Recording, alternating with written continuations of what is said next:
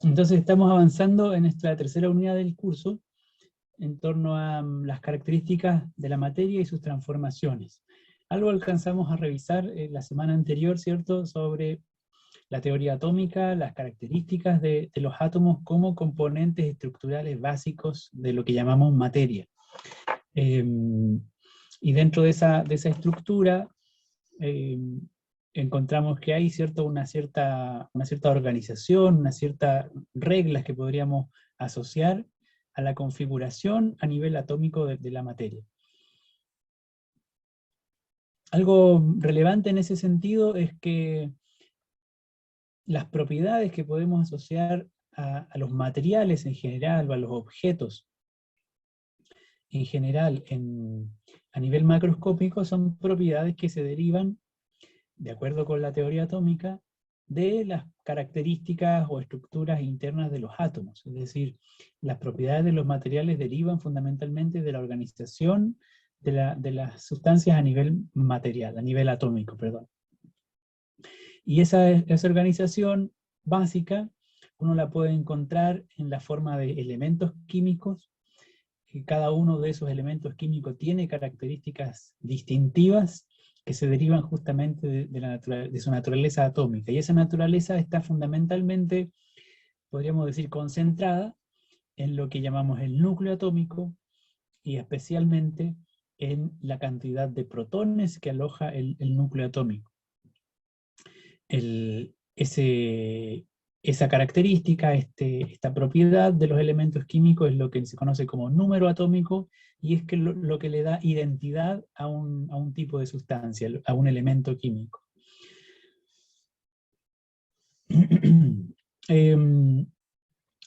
Creo que alcanzamos a comentar algunas, podríamos decir, restricciones que hay en la configuración atómica asociada al número de electrones que uno puede encontrar en un elemento químico, en un átomo en general. Dijimos que por regla general, digamos, en la naturaleza la materia se encuentra eléctricamente neutra. Por supuesto, pueden ocurrir casos de ionización, es decir, casos en los cuales los átomos se electrifican o tienen un desequilibrio de carga eléctrica, pero en general encontramos la materia eléctricamente neutra, y eso quiere decir que hay tantos electrones como protones en los átomos.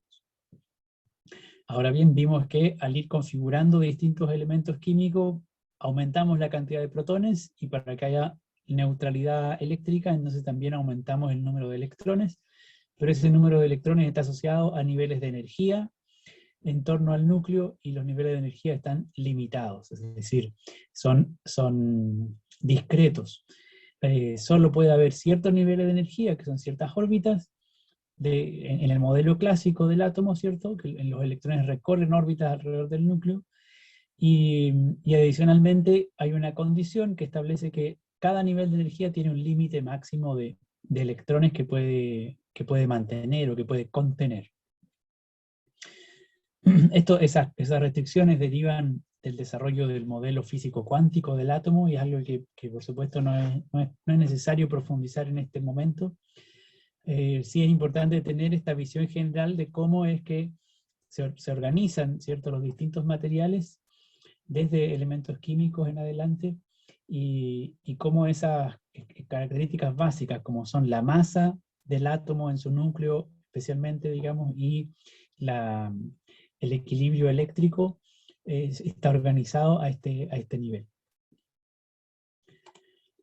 Dicho eso, no recuerdo si alcanzamos a revisar un primer paso adicional después de este nivel básico de organización de la materia. No sé si ustedes recuerdan si alcanzamos a hablar de moléculas o mencionar la organización a nivel molecular.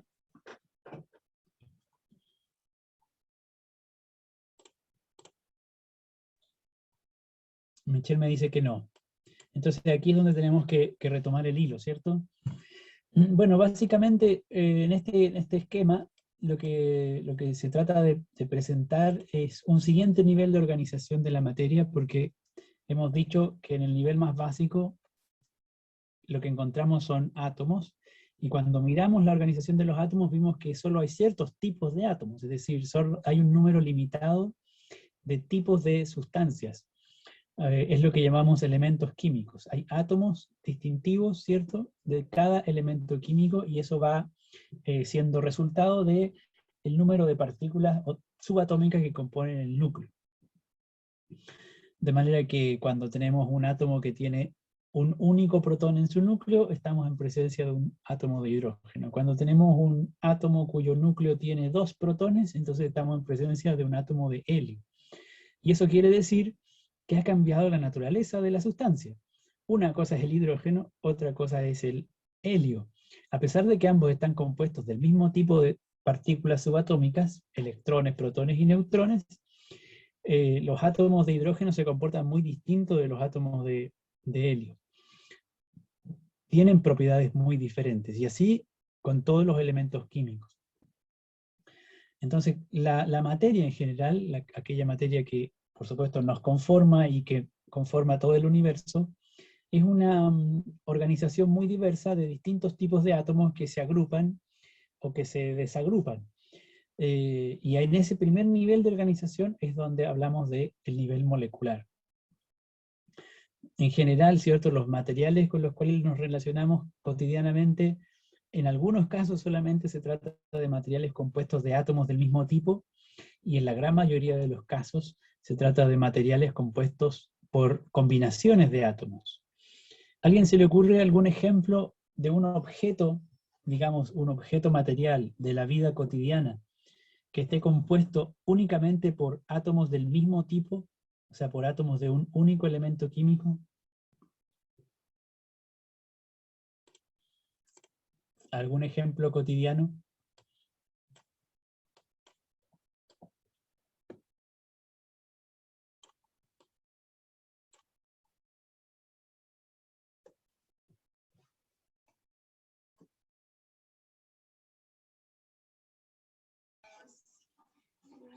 Un utensilio de cocina, un tenedor o un cuchillo. Un cuchillo Ya, Patricio, por ejemplo, ¿cuchillo hecho de qué? de acero. Un cuchillo hecho de acero. ¿Qué opinan los compañeros y compañeras? ¿Les parece que un cuchillo de acero está formado por átomos de un mismo tipo?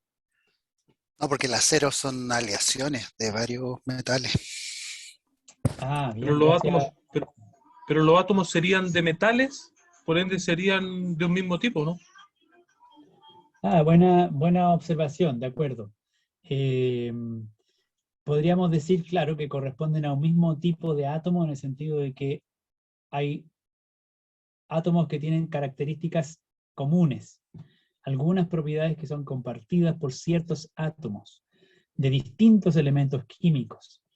Entonces, a lo mejor yo tendría que haber precisado mi pregunta y decir átomos de un único elemento químico, de un único tipo de elemento, no tipo de elemento, eliminemos esa frase, un único elemento químico. Porque, como bien dice Mauricio, si hablamos de de un, de un utensilio de acero, ¿cierto? El acero es un metal, pero es un metal que es el resultado de una mezcla, de una combinación de 2 tipos de elementos químicos, es una combinación de hierro y carbono. Entonces, por ejemplo, en un cuchillo de acero, si es que lo miráramos a nivel atómico, encontraríamos una mezcla de átomos de hierro con átomos de carbono. Así que podríamos decir, encontramos dos elementos químicos que conforman ese metal. En ese sentido, bueno, a lo mejor allí habría que precisar, porque el carbono no califica como un elemento químico metálico. Así es que el comodín que usó Patricio no le habría servido en este caso. Sí, toda la razón. Pero para precisar la pregunta, entonces, ¿algún ejemplo cotidiano de algún material o algún objeto con el cual nos relacionemos compuesto de un único elemento químico?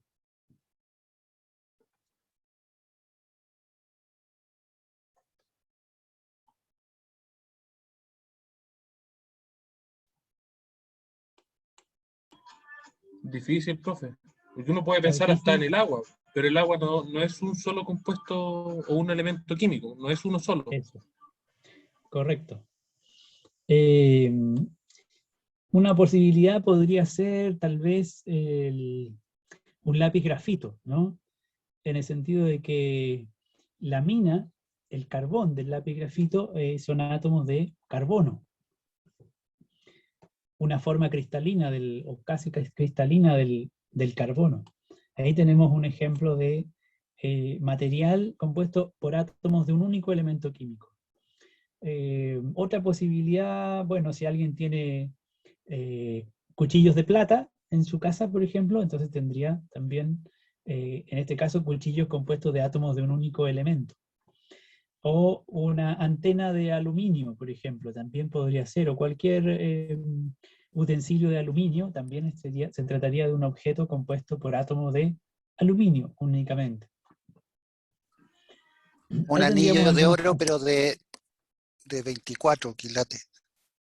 ¿Cuál es el que Ah, tiene casi puro oro? No sé cuál es. claro, ahí hay El de una observación 18 yo más, sé que no, porque el de ya, 24 parece que es más puro.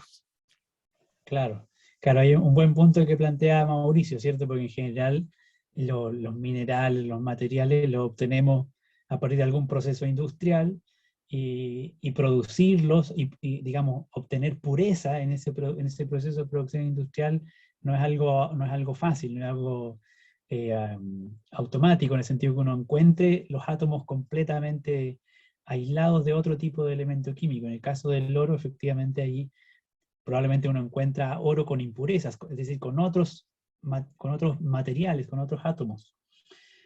Como dice Mauricio, probablemente el caso del oro de 24 quilates es un oro más puro, en el sentido de que tiene menos impurezas o menos átomos de otro tipo que, por ejemplo, un oro de 18 quilates, por poner un ejemplo. Las cañerías de cobre. Cañerías de cobre, muy buen ejemplo, ¿cierto? Efectivamente, en la gran mayoría de nuestras casas hay cañerías de cobre y que justamente corresponden a un material compuesto fundamentalmente por átomos de cobre. De metal no ferroso. Bueno, el caso del agua que planteaba Patricio antes y ahora Enrique dice mármol, también se trata de materiales más bien compuestos. Vamos a ver de inmediato esa distinción entre sustancias puras que pueden ser elementos químicos o pueden ser compuestos químicos. Justamente un compuesto químico está en general conformado por varios tipos de átomos y por lo tanto no se trataría de un material conformado únicamente por átomos de un elemento químico, sino de varios elementos.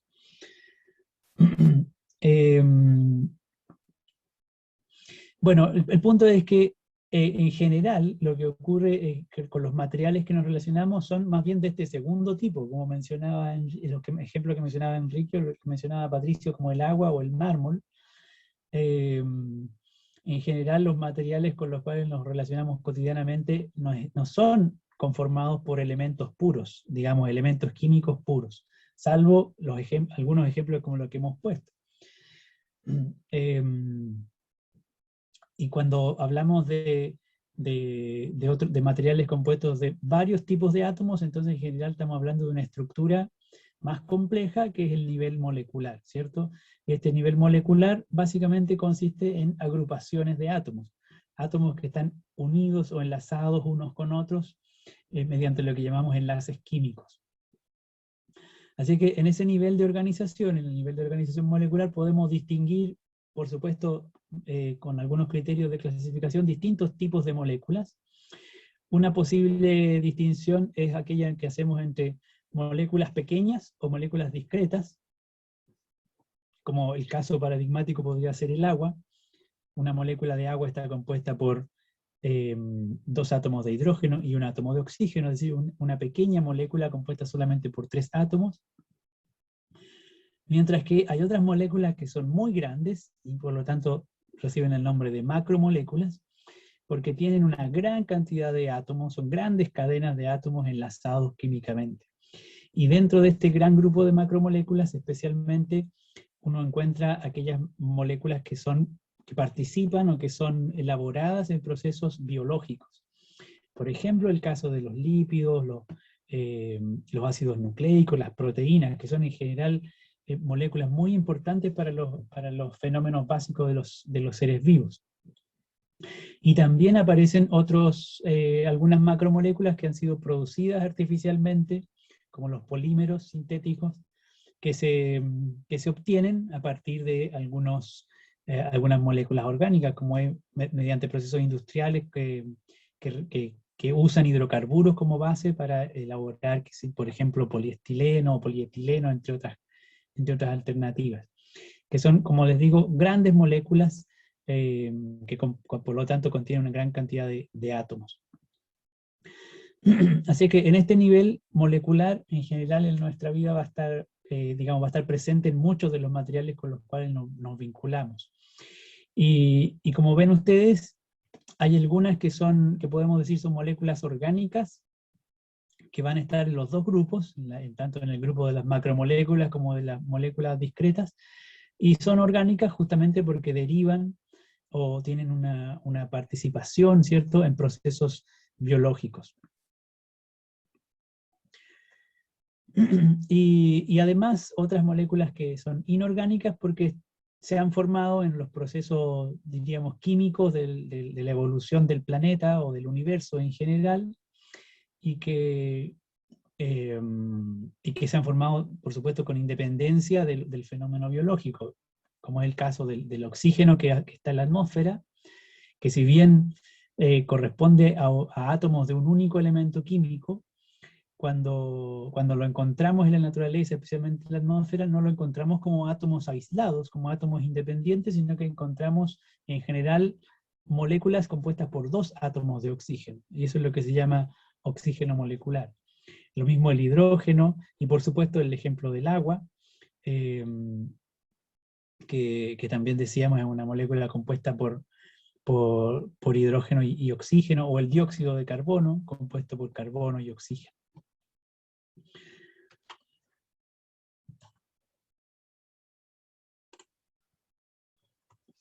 Aquí vemos unas representaciones, ciertos modelos ahora de átomos, perdón, de moléculas, donde justamente podemos comparar gráficamente moléculas discretas como el agua con moléculas muy grandes como la molécula de sacarosa o una molécula de ADN. Es interesante o importante tener presente aquí que cuando usamos estos modelos, estas representaciones, estamos apelando a la idea o a la imagen, ¿cierto?, de una partícula o de partículas que conforman, en este caso, las moléculas. Y la misma idea, el mismo criterio usamos para construir átomos. Pero fíjense que los modelos van cambiando de significado, porque en el caso de los átomos, ¿cierto?, las esferas que usábamos, las partículas que dibujábamos eran partículas subatómicas, eran partículas que conforman al átomo, y así dibujábamos protones, neutrones y electrones como pequeñas esferas, como pequeñas partículas que a su vez formaban los átomos. Ahora estamos en un nivel de organización un poco más amplio, y entonces visualizamos la estructura de una molécula. Y cuando vemos la estructura, por ejemplo, de la molécula de agua, lo que vemos es un átomo de oxígeno y dos átomos de hidrógeno. Es decir, dentro de esta esfera, dentro de esta representación, en este caso de color rojo, lo que hay es la subestructura atómica o la estructura subatómica del átomo de oxígeno, es decir, allá adentro está el núcleo del átomo de oxígeno y allá adentro están los electrones orbitando alrededor del núcleo. Entonces aquí esta esfera tiene un significado distinto. Aquí esta partícula que vemos de color rojo representa al átomo completo. Hemos hecho un salto en ese sentido en el significado de la representación. Y lo mismo, por supuesto, cualquiera de estas esferas de distinto color que vemos están representando átomos, sin distinguir en el interior el detalle del átomo, es decir, lo que los compone internamente. Y hay distintas maneras de representar la unión de distintos átomos que forman una molécula. Aquí hay un ejemplo, ¿cierto?, que trata de mostrar que el átomo de oxígeno con el átomo de hidrógeno están enlazados de alguna manera, unidos químicamente. Estas líneas tratan de representar justamente eso. En otras oportunidades se ve algo más parecido a lo que aparece en el caso de la molécula de sacarosa o de ADN, donde simplemente los átomos, las esferas, se ponen una junto a la otra indicando que hay ahí algún tipo de unión o de enlace.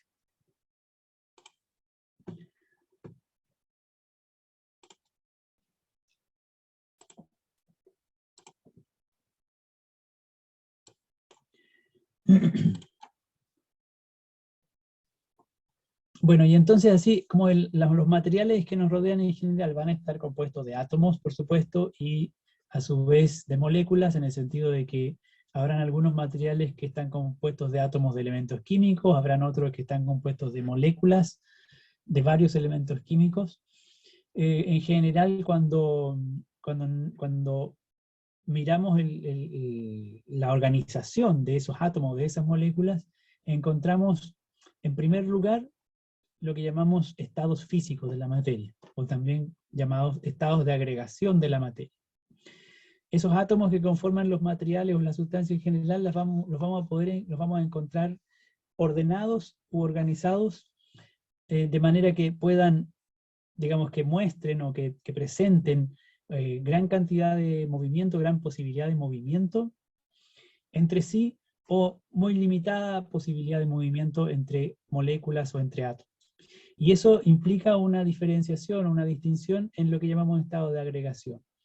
Entonces, algunos materiales decimos que se encuentran en estado sólido, cuando tienen los átomos o las moléculas que los conforman, se encuentran justamente en posiciones muy, muy definidas, muy estáticas, podríamos decir, con poca posibilidad de movimiento internamente. Y luego, en el estado líquido, cuando las moléculas tienen algo más de posibilidad de movimiento, hay un margen de libertad de movimiento mayor, pero no es una libertad absoluta en el sentido de que las moléculas no se separan unas de otras libremente. Y a diferencia del caso gaseoso, donde uno encuentra gran libertad de movimiento en las moléculas que componen una sustancia, y entonces tienden a separarse, a alejarse unas de otras. A nivel microscópico, lo que vemos son distintas formas de organización y de libertad de movimiento de las partículas o moléculas que componen los materiales, y a nivel macroscópico lo que vemos son estados de agregación, sólido, líquido o gaseoso. Por supuesto, cabe la posibilidad de que hayan otros, así que lo vamos a mencionar en breve. Luego, independientemente de los estados de agregación, como poníamos ejemplo recién, uno puede toparse, ¿cierto?, con materiales compuestos por lo que podríamos llamar son sustancias puras, en el sentido de que tienen solo un tipo de constituyente, y allí, por ejemplo, califica el caso de una cañería de cobre. Podríamos decir, está compuesta solamente de átomos de cobre, y entonces está solamente compuesta de un elemento químico, el cobre. Es una sustancia pura. O el anillo de oro de 24 quilates, un objeto compuesto por una sustancia que está formada únicamente por átomos de oro, salvo algunas impurezas, digamos. En ese caso hablamos de sustancias puras que contienen solamente elementos químicos, átomos de un único tipo. Sin embargo, también, como es el caso del agua y otros ejemplos, podríamos toparnos con sustancias que tienen no solo átomos de un tipo, sino que átomos de varios tipos que están enlazados, es decir, en forma de moléculas. Cuando eso ocurre, entonces hablamos de un compuesto químico. El ejemplo que decía, ¿no es cierto?, el agua es un compuesto porque está formado por moléculas que suponen el enlace de dos tipos de átomos, de oxígeno y de hidrógeno.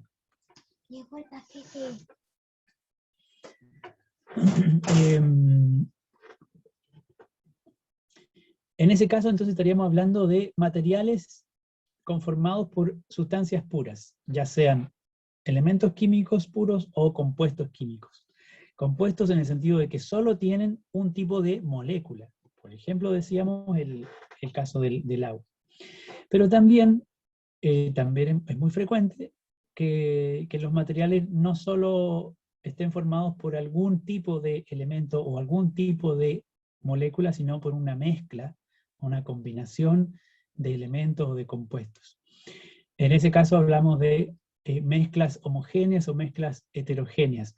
El sello distintivo, el rasgo distintivo de las mezclas es que en este caso los componentes que conforman un material que es una mezcla, no están enlazados químicamente, no han conformado una nueva sustancia mediante algún tipo de vinculación química, sino que se mantienen como componentes separados. Eso a pesar de que en el caso de las mezclas homogéneas no podamos distinguir a simple vista los componentes, y también por supuesto en el caso de las mezclas heterogéneas, donde sí podemos distinguir a simple vista sus componentes. Luego cuando hablemos de cambio o transformaciones de la materia, vamos a volver a esta caracterización de las mezclas y vamos a profundizar un poquito en torno a estas dos tipos de mezclas de sustancias, ¿ya? Por ahora lo que nos interesa es ir visualizando de qué manera esa estructura básica que son los átomos, ¿cierto?, que conforman todo lo que nos rodea, se va organizando u ordenando en distintas formas para dar forma, valga la redundancia, a los objetos materiales.